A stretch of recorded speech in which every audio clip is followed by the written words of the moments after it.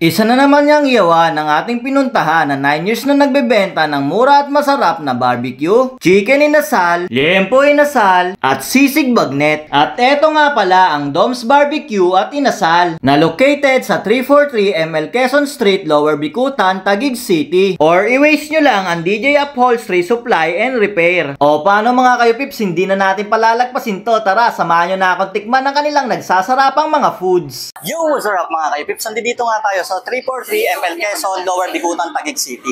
At nandito nga pala tayo sa Dom's Barbecue and Inasal. Meron nga pala sila ditong barbecue na nagre-range lang ng 10 to 25 pesos. Ayan o, kita nyo naman kung gaano ka-solid yan. At hindi lang yan mga kayo pips.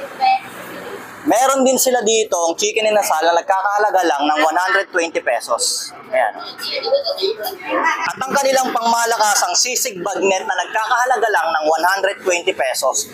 Tingnan nyo naman kung gaano karami servings yan mga kayo pips. Solid na solid. Siyempre mga kayo pips, hindi rin magpapauli ang kanilang liempo inasal na nagkakahalaga lang ng 110 pesos. Tingnan nyo naman kung gaano kasulit yan. Ayan o. At ito na nga mga kayo pips, titikman na natin ang kanilang ihaw-ihaw. Nakikita nyo naman kung gaano kasolid. Ito yung Betamax. Solid na solid ito mga kayo pips. Lalo na kung sasabay mo to sa rice.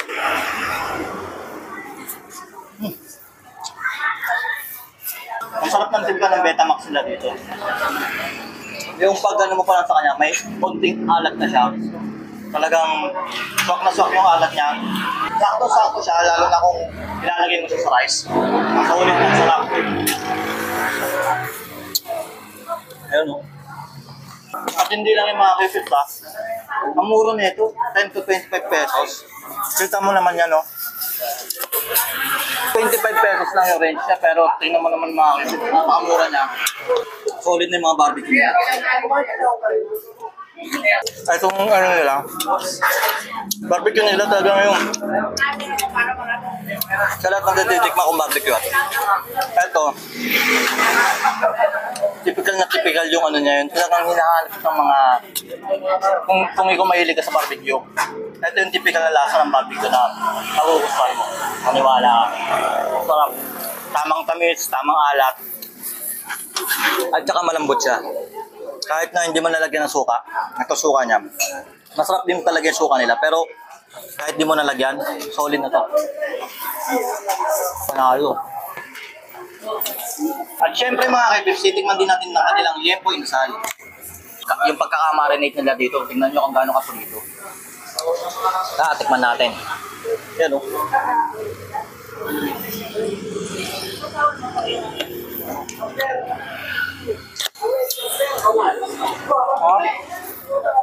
Yung sarsa niya, pagkakamarinate niya, ando doon na yung lasa talaga.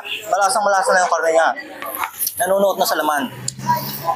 Lalo pa pag sinama mo na itong suka nila. Ang sarap. Napapahigop nga ng suka nila dito. Panalo.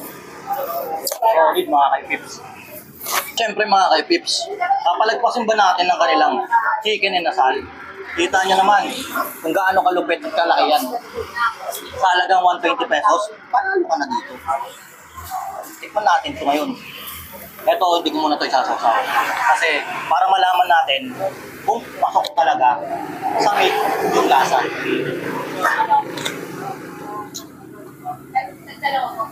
Dito, lasang-lasa mo yung pagkakaano niya, pagkaka-barbecue niya, yung roasted flavor. Hindi malalayo yung lasa niya sa ibang fast food chain na may inasal. Solid, ang sarap ng lasa. Panalo. Hindi mo na kailangan ng sauce. Nakapok. Ang kanin na lang.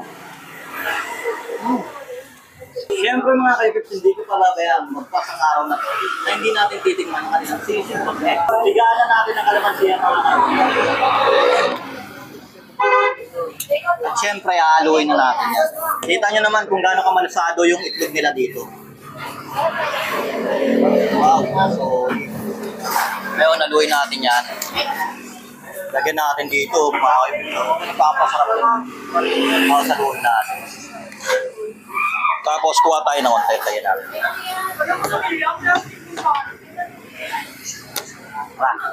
Tikman natin.